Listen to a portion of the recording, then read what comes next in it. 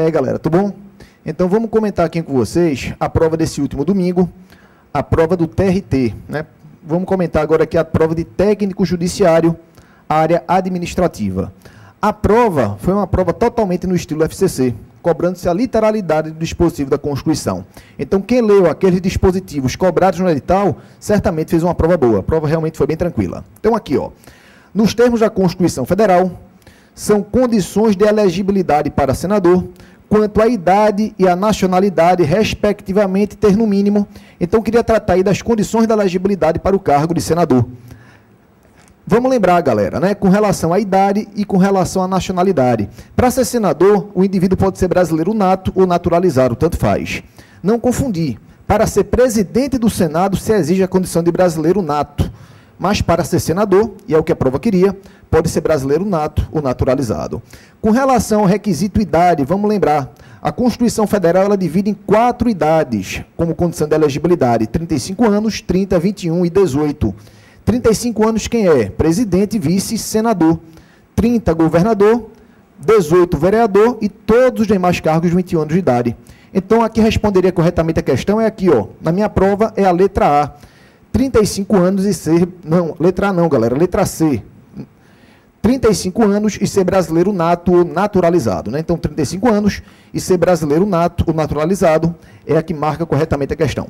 Pode ser que na prova de vocês isso esteja numa ordem diferente. A prova que eu estou aqui é a prova U21, tipo 1, né? Então, letrinha aí é 35 anos, ser brasileiro nato ou naturalizado. Questão 22.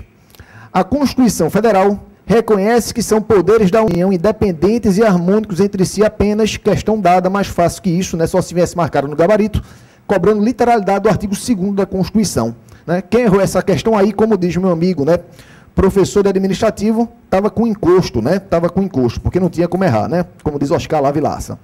Então aqui, ó, letra C, Executivo, Legislativo e Judiciário, né? A literalidade do texto da Constituição não tem o que comentar. Questão 23. Em relação à liberdade de associação, determina a Constituição Federal que as associações... Questãozinha que a gente deu para vocês, hein, galera? A gente postou lá, no dia antes da prova, uma dicasinha, né? Deu um pressentimento que cairia uma questão dessa. E ela foi realmente cobrada na prova. Tratando de liberdade de associação. Artigos 5º da Constituição, incisos 17 até 21. Então, o que é que responde corretamente aqui? Ó, letra A. Diz que a associação depende de autorização judicial para ser criada. Falso, né? A gente sabe que as associações são criadas independentemente de autorização estatal. Letra B. Podem ter natureza paramilitar. Como a gente viu também, é vedada a criação de associações com natureza paramilitar. Letra C. Depende do registro do seu estatuto em cartório, com indicação de no mínimo 3 integrantes para serem formalmente reconhecidas. Questão absurda, né? A Constituição não traz essa exigência. Letra D. Só podem ser compulsoriamente dissolvidos por decisão judicial transitada de julgado. Essa que marca corretamente a questão. Como a gente viu aqui, ó, vai suspender o funcionamento da associação, tem que ter decisão judicial. Se for para extinguir, tem que ter o trânsito em julgado, né? Então, letra D está correta. E letra E. Podem representar seus filiados apenas extrajudicialmente. Não, judicial ou extrajudicialmente. Então, questão 23. Aqui responde corretamente a letra D de dado. Questão de número 24. Em relação ao poder legislativo, é correto afirmar. Letra A. Os senadores representam os estados e o Distrito Federal e possuem mandato de 8 anos. Embora a legislatura do Congresso dure apenas 4 anos, a questão está certinha, essa é que a gente marca. Lembrar, os cargos do Poder Executivo e do Poder Legislativo, eles, regra geral, têm mandato de 4 anos, exceto o do senador, cujo mandato é de 8 anos. Não confundir duração do mandato com legislatura.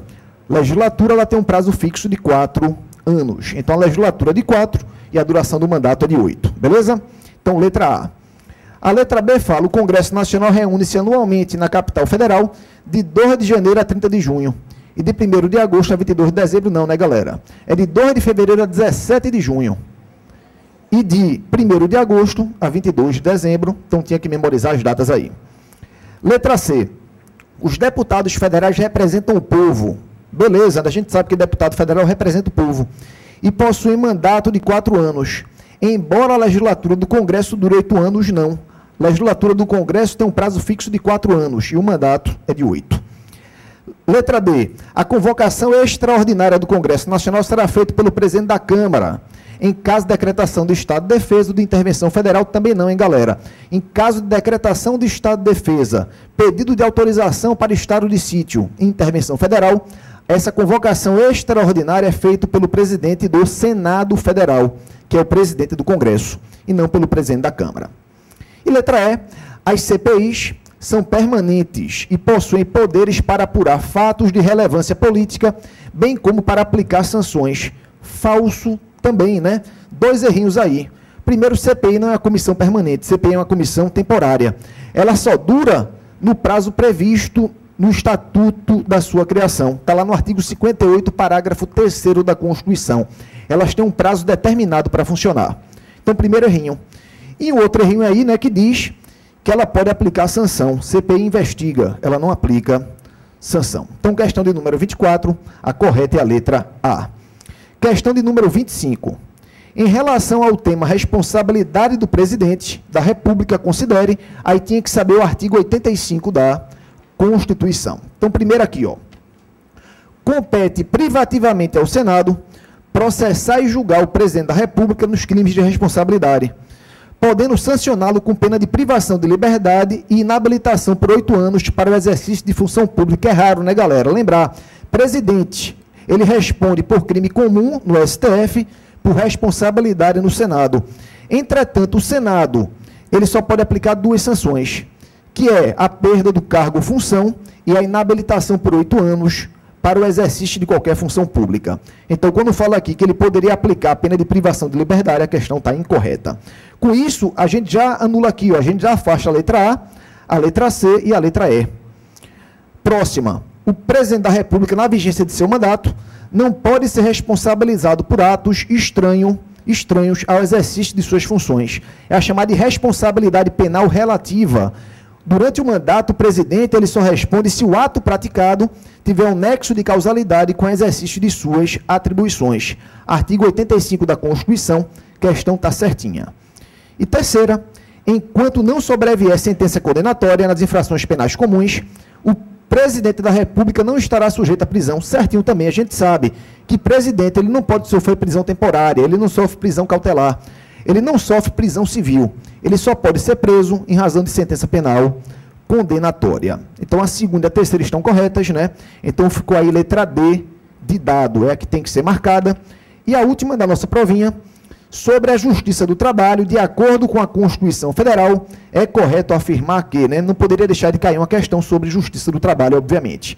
Então, letra A. Os ministros do TST devem ser brasileiros natos, nomeados pelo presidente da República após aprovação pela maioria absoluta do Congresso, de jeito nenhum. O único tribunal que exige brasileiros natos em sua composição é o STF, e não o TST. Então, primeiro errinho. Segundo errinho, a gente sabe, quem nomeia ministro de Tribunal Superior é o presidente da República, com aprovação não do Congresso, mas do Senado Federal. Isso não é só para TST não, hein? Para todos os tribunais superiores, inclusive STF. Letra B.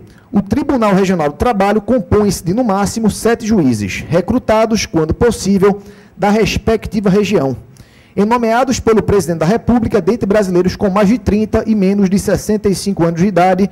Aí tinha que ter atenção, um detalhezinho só, tinha que ter uma atenção. Qual é a atenção que tinha que ter? A questão fala que é no máximo, não é no máximo, né? É no mínimo 7 juízes. Então, tá aí o erro, o resto dela está correto, né? Mas realmente é no mínimo 7 juízes. C. A maior parte dos ministros do TST é escolhida dentre juízes do Tribunal Regional do Trabalho, oriundos da magistratura de carreira, indicados pelo Tribunal Superior. Questão fácil, não tinha mistério, né? Lembrar, como é que se dá a composição do TST? 1/5 pela regra do artigo 94, né? Advogados e membros do Ministério Público, e 4/5 oriundos dos TRTs. Então, obviamente, a maior parte dos membros do TST é composta por magistrados do TRT, né? 4/5. Então, a letra C é a que deve ser marcada. Letra D. Os tribunais regionais do trabalho não podem funcionar de forma descentralizada. Errado, né? A Constituição permite tanto que o TRT, quanto o TRF, quanto o TJ funcionem de forma descentralizada. E letra E. As juntas de conciliação e julgamento são órgãos da Justiça do Trabalho vinculados aos TRTs, Fácil, né? Errado, né? Quais são os órgãos da Justiça do Trabalho? São 3. Juízo do Trabalho, Tribunais Regionais do Trabalho e Tribunal Superior do Trabalho. Junta de Conciliação e Julgamento não é órgão da Justiça do Trabalho. Então, a 26, questão correta, letra C, de Clube Náutico Capibaribe, né, galera? Galera, espero que vocês tenham feito uma boa prova. Como eu falei para vocês, a prova foi tranquilinha, não teve maiores mistérios. Não vejo aqui nenhuma questão com possibilidade de recurso. Qualquer dúvida, entre em contato que a gente tira. Um beijo e um abraço.